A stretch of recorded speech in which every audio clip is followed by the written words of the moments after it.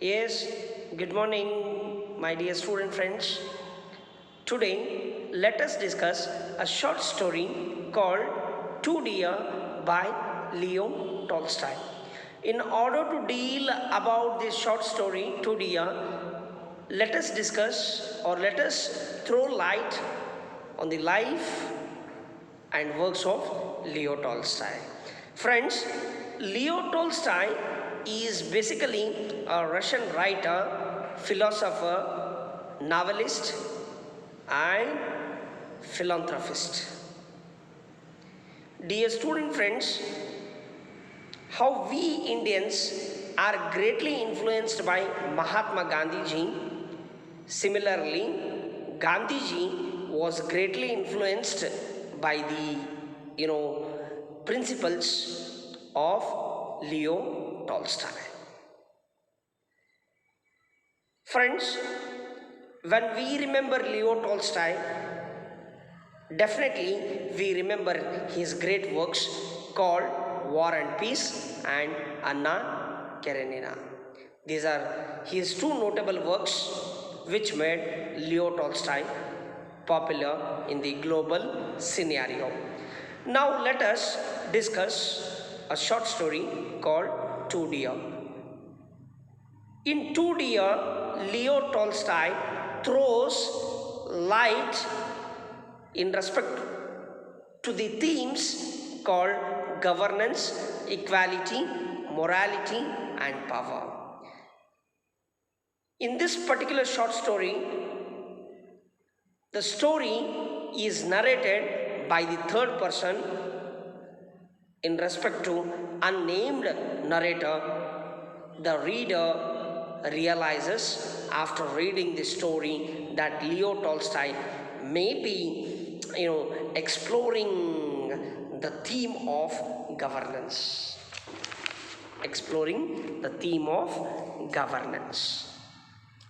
Every time that the king encounters a predicament or a problem with the prisoner, he calls upon his council of state.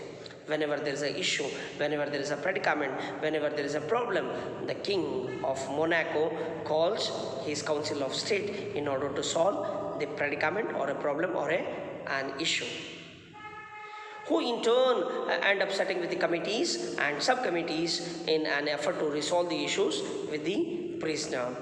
This may be important as Leo Tolstoy may be suggesting that the king is unable to govern on his own ideas and relying or is completely dependent on the others to govern the principality of Monaco. What Leo Tolstoy says here, or what Leo Tolstoy remarks here, so the king is completely unfit to rule the entire kingdom. He needs some kind of suggestions from the committees, subcommittees, or from the ministers of the state or the kingdom.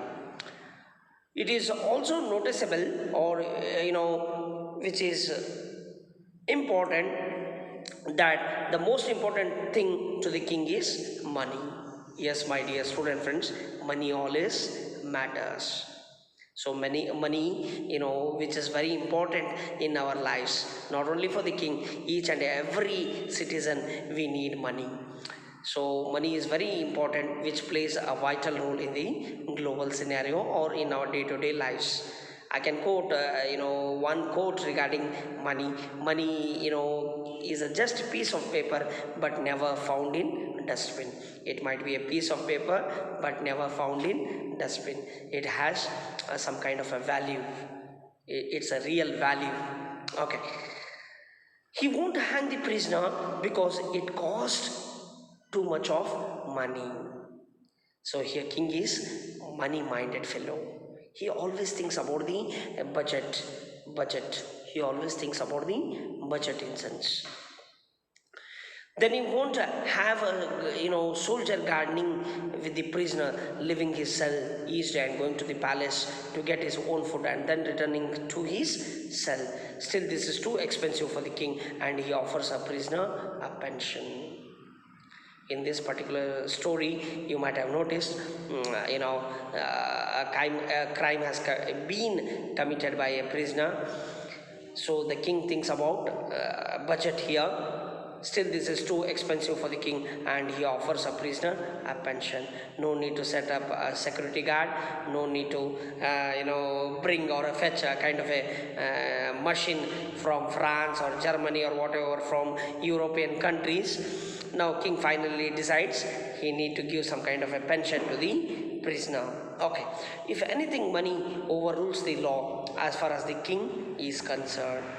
It is cheaper for the king to get rid of the prisoner by way of providing pension than to kill him for the crime he committed. So the best suitable method was to pay pension for the prisoner here, rather than killing or providing a kind of a what I'm trying to say here. Purchasing some kind of a machine in order to kill that criminal. Friends, it is also very noticeable that nobody in the government questions any of the king's decisions, because king is the representative of the god. King is the head of the institution or the kingdom. He has certain powers in order to take the decisions and finalize them.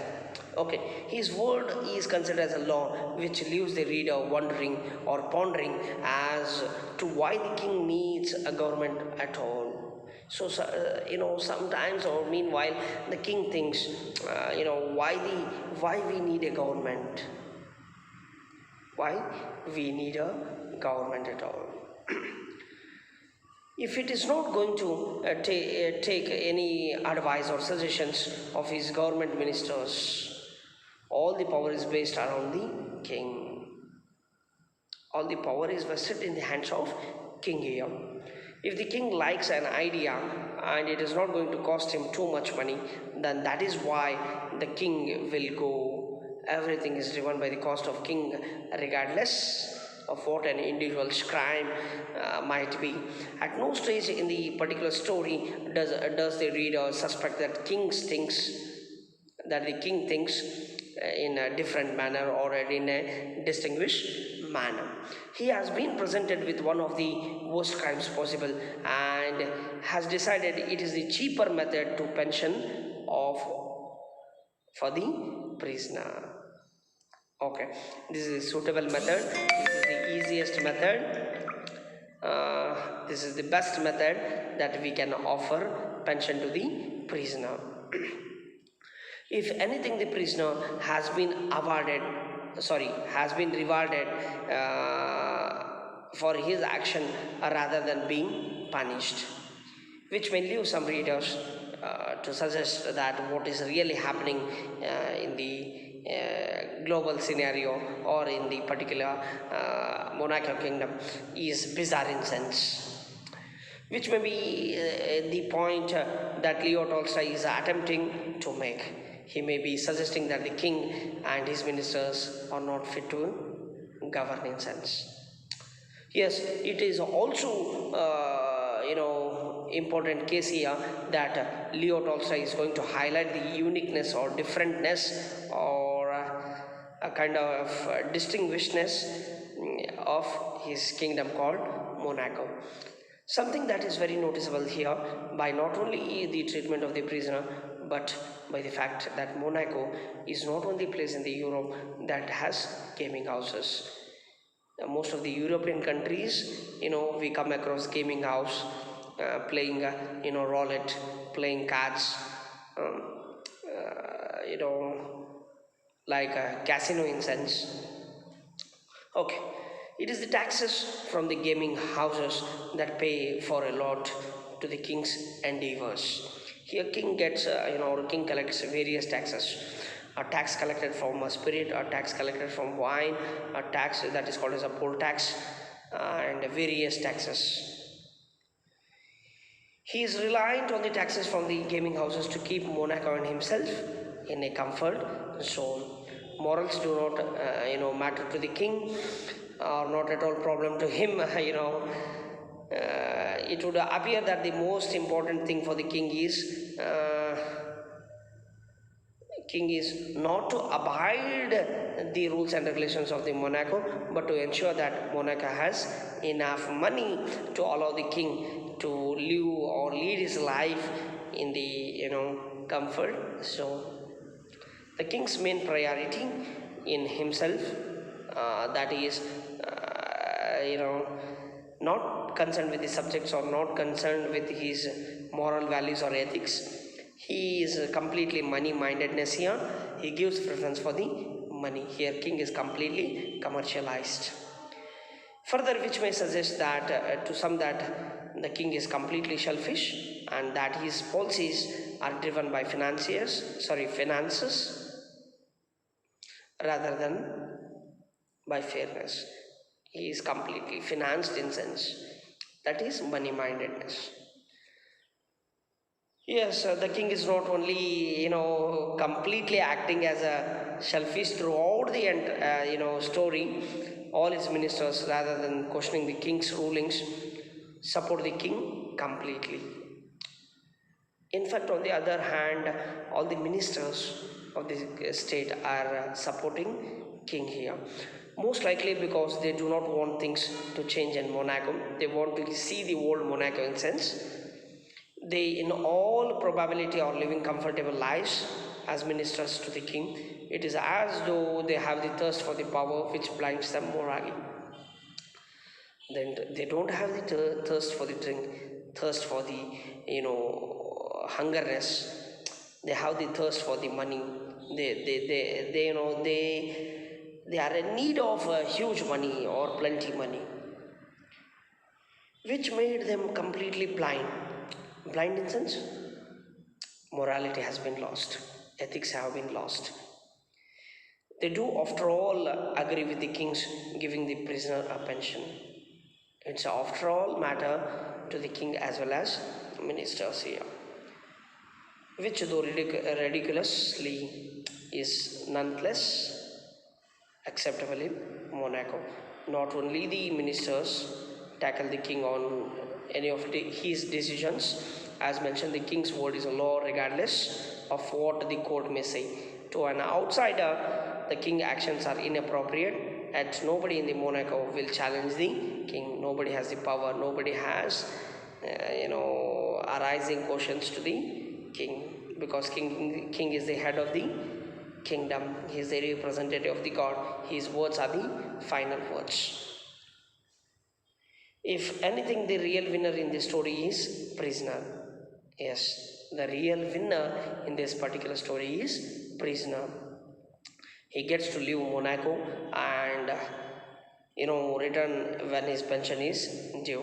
He frequently visits the kingdom called Monaco. He takes his pension and moves on.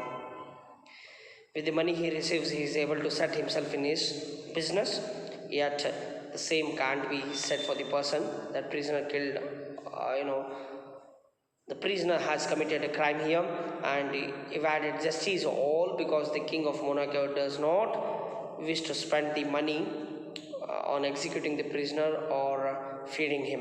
It is easier and cheaper for the king to give a prisoner a kind of pension, even though he is guilty of murder here. In all likelihood, the king, because of the cost involved in the executing the prisoners, is setting a precedent.